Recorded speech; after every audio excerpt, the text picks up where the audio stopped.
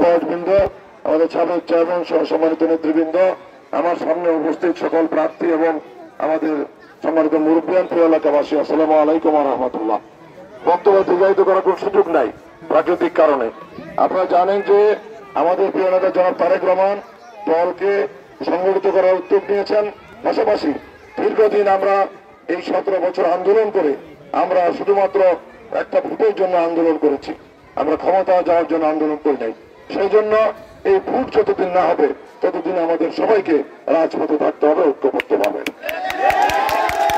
দলকে শক্তিশালী করতে হবে এবং রাজপথেও থাকতে হবে।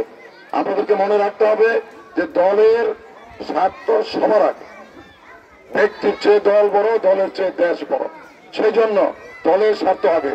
আমি আপনাদের ইউনিয়নে দেখতে পাচ্ছি ব্যক্তিগত স্বার্থের জন্য সম্পদের লোভে পড়ে আমাদের দলীয় নেতা কর্মীরা নানাভাবে বিভক্তি এবং নানা অপপ্রচার চালাচ্ছে।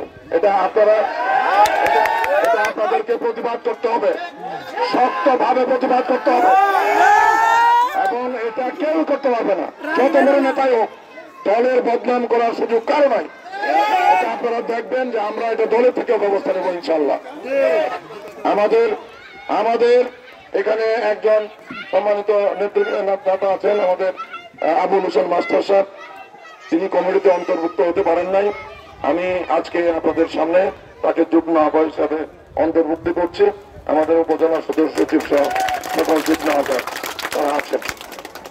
তো আমি আরেকটা কথা বলতে চাই যে দলের নাম করে কেউ কোনো চাঁদাবাজি, গুন্ডাবি, মাস্তানি, দখলবাজি করতে পারবে না।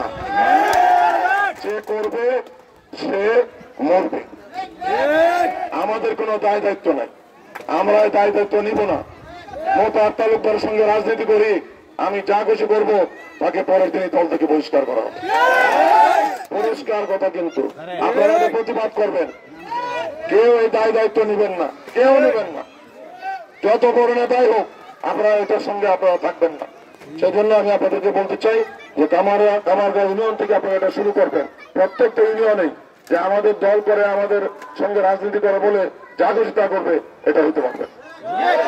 আমাদের নেতা জনাব তারেক রহমান বলেছেন, কারো লোভ লালসার দায় দায়িত্ব দল নিবে না।